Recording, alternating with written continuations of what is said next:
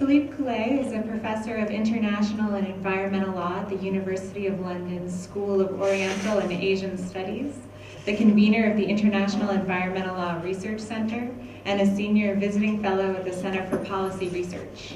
He has published widely in many areas of environmental and natural resources law, including water law. Please welcome Philippe Cullet.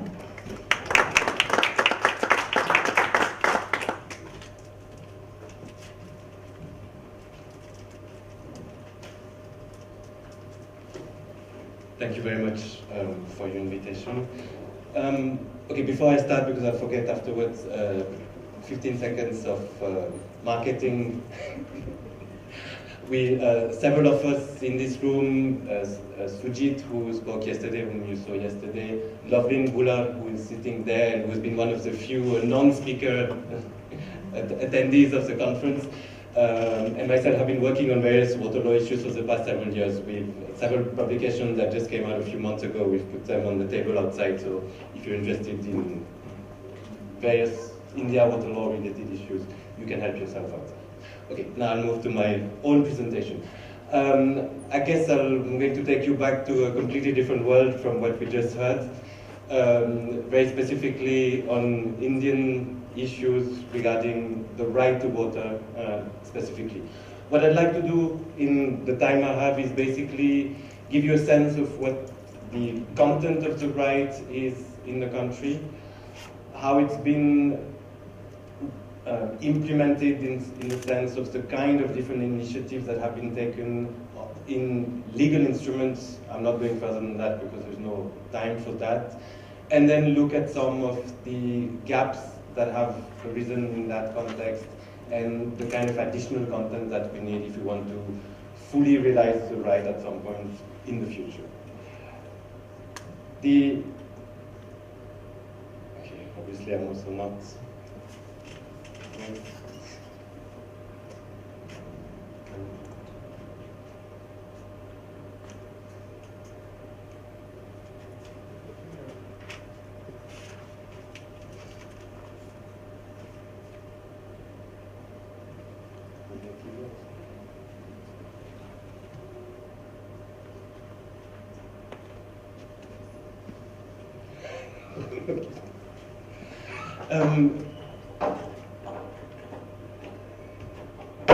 So the context for the right to water is basically very simple in a sense, but I just like to re-emphasize the fact that if any system of human rights or fundamental rights is to make sense, it has to include a right to water. So we can assume that from the outset, every human rights framework has had a right to water, even though we know in practice that most international treaties and most national legal frameworks did not mention the right specifically. Now, what has happened is that what was an underlying right, in a sense, it was an obvious right, but it was not mentioned specifically in legal frameworks, has been given a lot of attention over the past 2 decades. Now, what's interesting is that there are 2 different ways to look at that, and that also explains the way in which things have developed within the country. One is that there was a realization that there was a need to formalize the rights that many people would have understood existed, but was not mentioned in existing legal frameworks, and that's kind of what the courts have done in this country and in various other countries as well over the past couple of decades.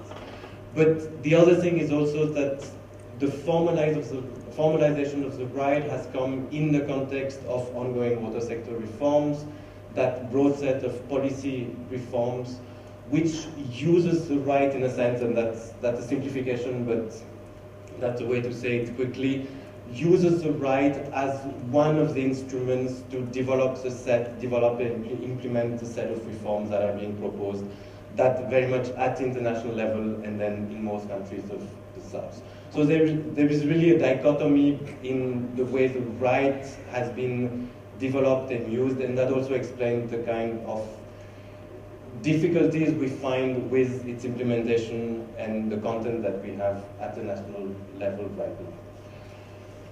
In India, it's very clear that the Constitution doesn't mention water per se, so we don't have a fundamental right to water in the Constitution, that's clear.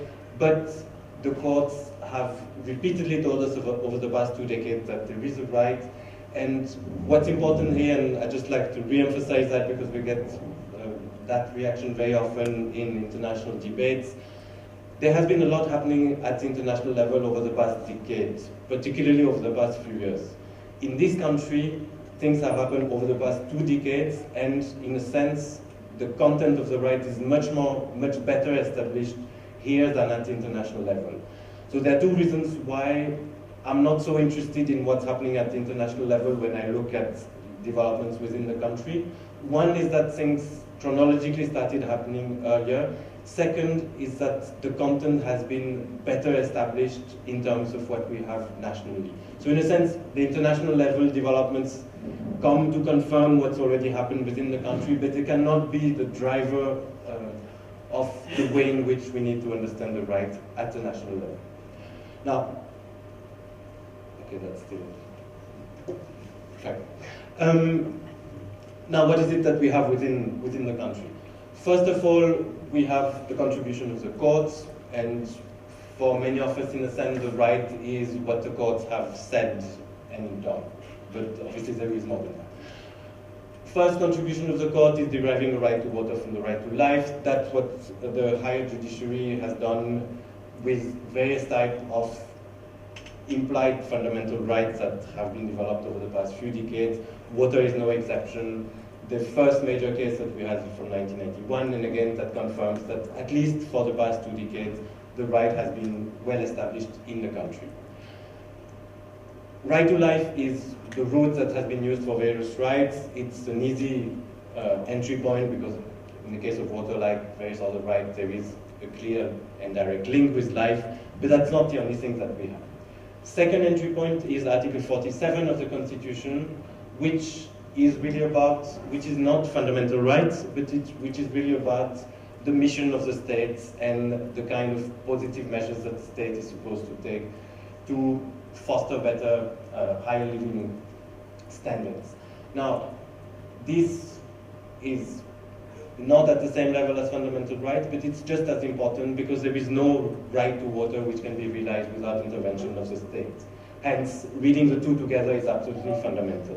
The courts have done that. Again, they've done that for a number of years. There are cases throughout the period that have made the point that the right is also derived from Article 47.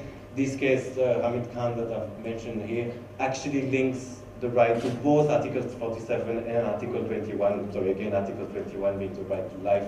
So making it clear that the 2 need to be considered together. Next. There is also, among the contributions that the courts have made to the development of the right, they've also specifically indicated that there is a duty of provision which has been put on the state. And that's very important, especially in the context of ongoing policy developments at the international and national level. So that's a duty, and more than that, it's a key central duty of the state, as that we don't have a Supreme Court case telling us that, but at least we have High Court cases telling us that. Now, the last case I have mentioned here is to indicate that it's all very good to rely on the courts to tell us very nice things, and courts have told us lots of very nice things, for instance, in the case of the right to water, even though we could expand that to other socio-economic issues. However, we cannot rely, there is no way in which you can rely on the courts to provide us a strong and permanent framework that makes the whole job, in a sense, of defining and giving content to the right. There is at least one case, but we have other cases which are no better than that, which confirm this trend. It's probably a number of you already know this case. It's the case that concerns the SOAS Dam, where the Supreme Court actually used the right to water to justify the displacement of hundreds of thousands of people, in a sense pitting certain fundamental rights against other fundamental rights. And in that sense, dismissing the right to water of the people being displaced, and interestingly, in the case of the dam, that means these are people who are relying on a very abundant source of water for fulfilling their right, for realizing their right to water in favor of the right to water of people in the command area. So an issue of minority versus majority realization of the right, and an issue of pitting different fundamental rights against each other.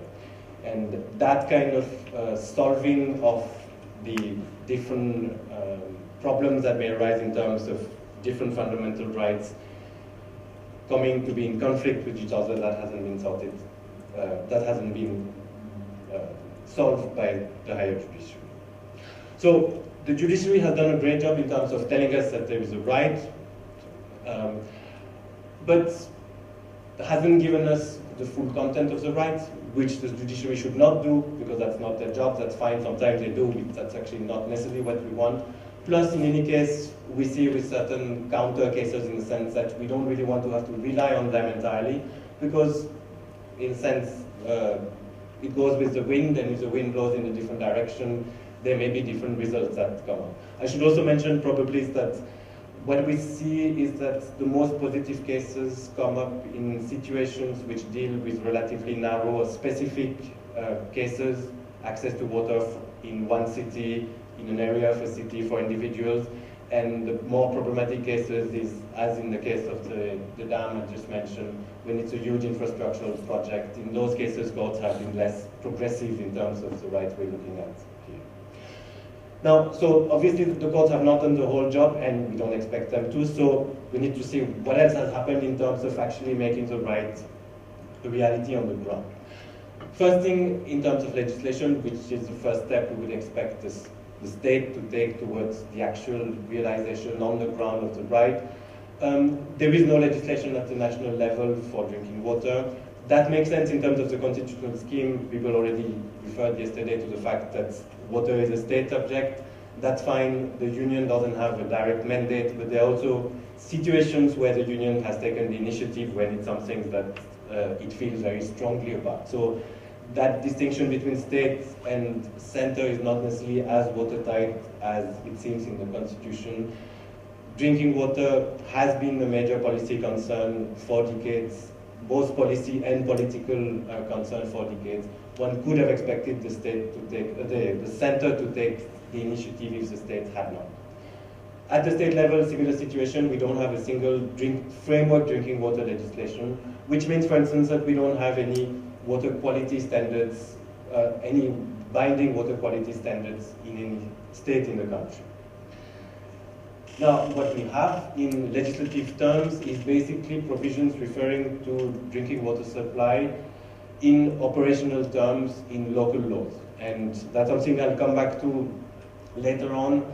All these local laws tend to be, not all of them, but most of them make a distinction between the urban and the rural areas that eventually translates in a different way in different standards for the realization of the right to water in urban and rural areas. But for here, it's enough to mention the fact that both in municipalities and in villages, Panchat Acts, which is how those legislations are called, there is a realization, there is a translation of a constitutional provision which gives the main power for water supply to the local bodies. But these legislations tend to do nothing more than that. So again, we don't get a set of principles that tell us how the right is actually to be conceived, and there is never any link between the right and what's done at the local level. So it's left for us in conference room debates to make that link. It's not actually made in terms of the legal framework we have.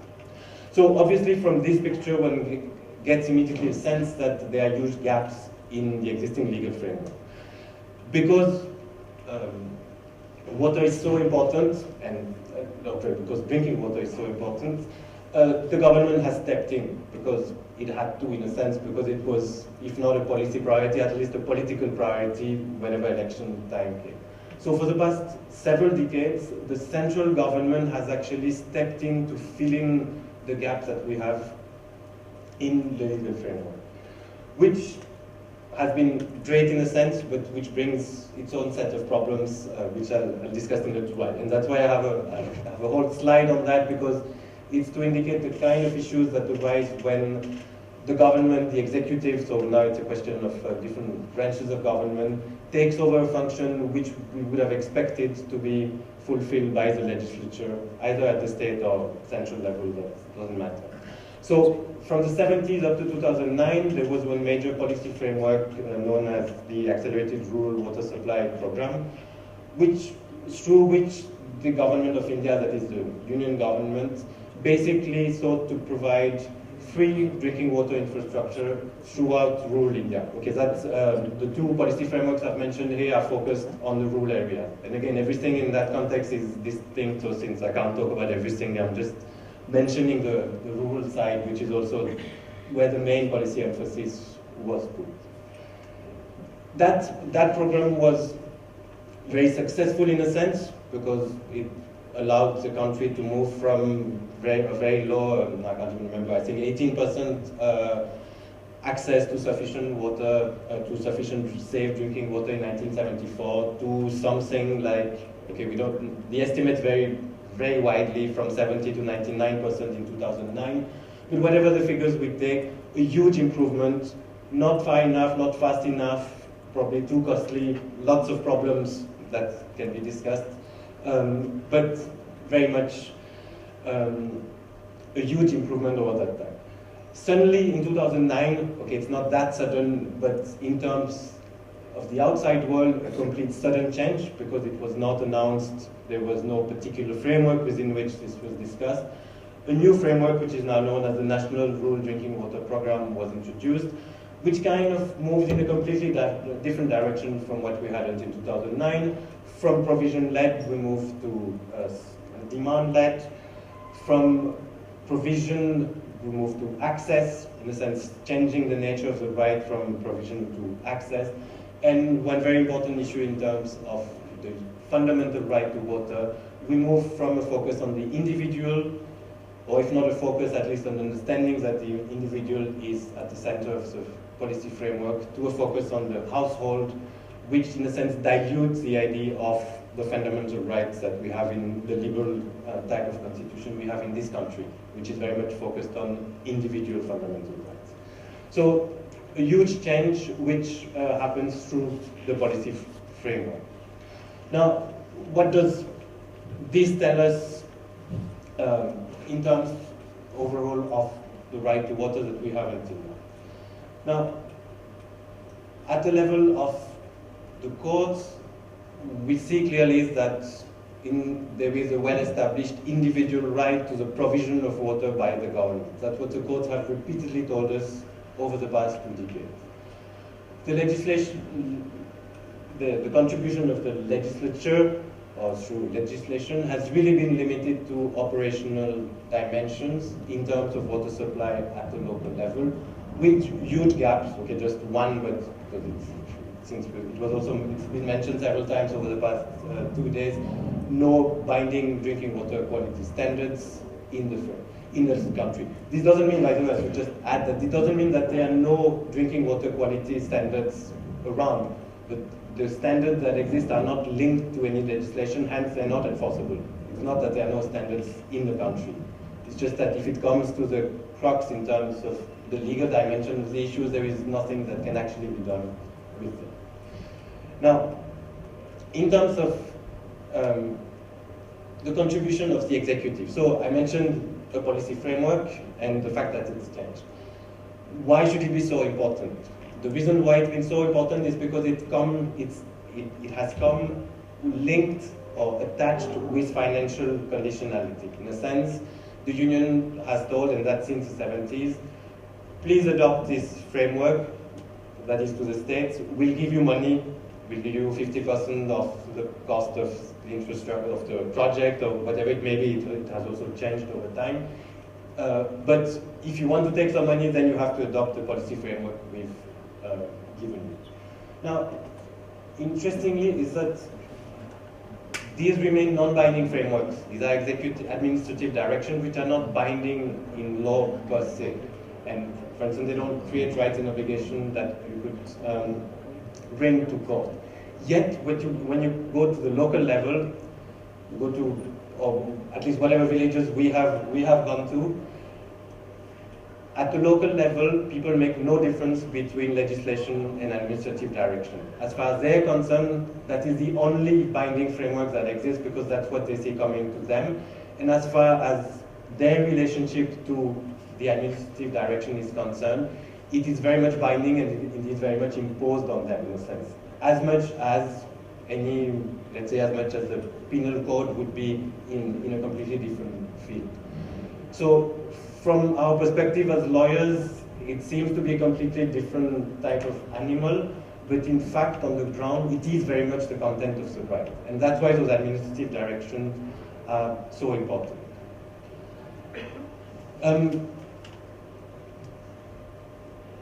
Okay, now what it is that we need to move forward in a sense. We need to get a sense of how far we've reached and what are the kind of directions in which the right is being pulled towards. The court right is not sufficiently well defined, hence we need more than that. The legislature has not given full content. The administrative directions are a framework which keep evolving, but it's a framework which doesn't have its own framework for evolution. The adoption of legislation is very well signposted in the country. The adoption of this administrative direction may be participatory in a sense, but it's completely up to the executive to do what they want. There is nothing more formal than that, which is particularly problematic in the case of a fundamental right, maybe much less problematic in certain more technical areas. Now, what we have is that we've come to a situation where we have different types of different bodies, I'm not sure which word to use, pulling in different directions in terms of how the right should evolve. On the one hand, there's been an increasing emphasis on the right to water, but in a context which emphasizes the fact that it's related to physical water scarcity, to the need to become more efficient in terms of the use of water, and on the notion of affordability. On the other hand, there is an increasing pull by civil society actors generally, okay, just a blanket umbrella term for all the various initiatives that are taken by non-governmental actors, that are pushing much more towards focusing on equity rather than efficiency, focusing on the need to ensure that the right is actually universally realized for all, and particularly all the poor people, but again, that as we heard yesterday, poor people, it's at least 70, it might also be 90% of the country, depending on how we look at it. And hence look much more at the issue of social and economic scarcity of water rather than physical scarcity. And again, in this country, drinking water takes about, we don't have figures, but we only have estimates, only 5 to 7% of overall water use. There is definitely no aggregate water scarcity in terms of providing drinking water. There may be aggregate water scarcity in the broader scheme of things, but as far as drinking water, which is a core content of the fundamental right, we are not in a situation where physical scarcity is what matters most. Now, just to take 2 points that need to be addressed in terms of bringing the right closer to an actual realization for everyone. First is, what may not seem very obvious, is an issue of universal entitlements. In the legal framework, in the constitutional scheme of things, it's very clear that the right is a universal entitlement. There's never been any doubt, like for every other fundamental right. In practice, we are moving increasingly towards making distinctions, for instance, through so-called lifeline tariffs in urban areas, or so-called targeted benefits throughout the country. One of the ways in which that is done, that's specific to this country, is that distinction between so-called BPL and APL, BPL being below the poverty line and APL being above the poverty line. Now, that issue means that there are always people on the wrong side of the line, as soon as one tries to distinguish. And that comes in the way of that universal entitlement that is supposed to be at the basis of the right to water. So that's one issue. Second issue is what I was mentioning before, that the different entitlements have been provided to people living in rural and urban areas of the country. That's not the right per se, but that's how, again, those administrative directions have developed. There's a different per capita liter entitlement for urban and rural residents. That doesn't really fit within that universal understanding of the right. Now, to simplify, I'll just take the example of another right where there have been more developments over the past few years, which is the right to food, where in the context of the right to food, both in the context of an ongoing, long-standing litigation over the past decade, and the food security bill, which is currently sitting in Parliament, there's been a clear understanding that there is a need to move towards universal entitlements. Otherwise, we're always going to leave a percentage, but maybe a significant percentage of people who should be within the net outside. And that universalization of entitlement should be the starting point, with possibly some exceptions, if we need to have exceptions, but taking it from the other way around, as opposed to targeted benefit and lifeline tariff. So that's one thing which is, in a sense, completely uncontroversial, because universalization of entitlements in the context of human rights or liberal fundamental rights is nothing new. But it hasn't been realized in the practice of the right on the ground, partly because there's been that complete lack of linkages between the constitutional level or constitutional or judiciary-led development, legislation, and administrative directions. Now, this second point I wanted to mention in terms of what else we need to go is something which is much more controversial, because it's not something which is necessarily found in the existing legal framework, and that's the necessity to think about free water as being part of the core content of the right. Now, we have a clearly laid out duty to provide water. That's very clear. Providing it free is not laid out so clearly in the case law, but interestingly, and that's why I mentioned the ARWSP, sorry again, that policy framework from the 1970s to 2009 of the Union government. Interestingly, until 2009, the very policy of the Union government was to provide free water to everyone in rural areas. On top of that, and because that's been a big debate over the past few years, many people in urban areas have also been provided free water. Not the ones who've been provided individual household pipe water supply, but in a sense these have been a minority until now. So the practice throughout the country, which has not been sanctioned legally, that's fine, but the practice has really been to understand that the right was a right that included the provision of free water for the realization of the core content of the right. Now, the reason why that needs to be mentioned and emphasized is because, as I mentioned, since 2009, the policy framework has moved in a completely different direction, and because there's been an increasing attempt to rephrase the right as a right of access to water rather than a right to provision of water. That's something which, in a sense, cannot happen because the right has been clearly laid out as a right to provide, but which is happening nonetheless. Partly because of developments at international level, which seem to have an influence domestically, even though that doesn't go through parliament or state legislatures. Now, one of the points of comparison we can take is that there are other human rights, other fundamental rights that have already been realized free, or their core content has been free for everyone. One is the right to education. That's normal because that's the case in most countries of the world. The other is, again, in the context of the right to food, where in the context of the ongoing litigation, there have been several, limited, but several new initiatives like the free midday school that have been introduced over the past decade. So in a sense, we're moving towards a limited, but towards an understanding that there is a need to have a free content to the right to food. Something which in a sense is very novel because the right to food has never been conceived as being free per se. So that means that there is a precedent, including in the existing legal framework we have. Further, affordability, which is now the new policy framework which guides the development of the right, is not the way forward because affordability doesn't work in the context in which we are. That Okay, that's something we can discuss further since I'm just about to run out of time.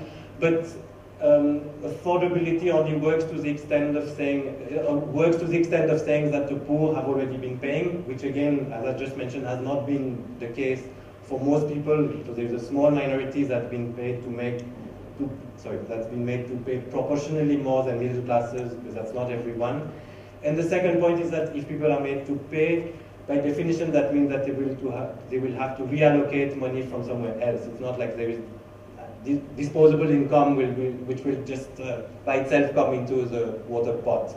Now the problem is that since water is not only a fundamental right but also a survival need, water will always come first compared to, say, for instance, health expenses, which a number of them can be put off if there is no money available. And again, we live in a country where 77%, I think, if I'm not wrong, of medical expenses are borne out of pocket. So there is no insurance to rely on for that. Lastly, affordability doesn't work in terms of the individuals who are the people who have the right to water. It also doesn't work in terms of looking at it from the government point of view. Here, I'll go back to the South African example we were hearing yesterday. We don't have a case that says the same in this country. In the Butterworths case, the Constitutional Court in South Africa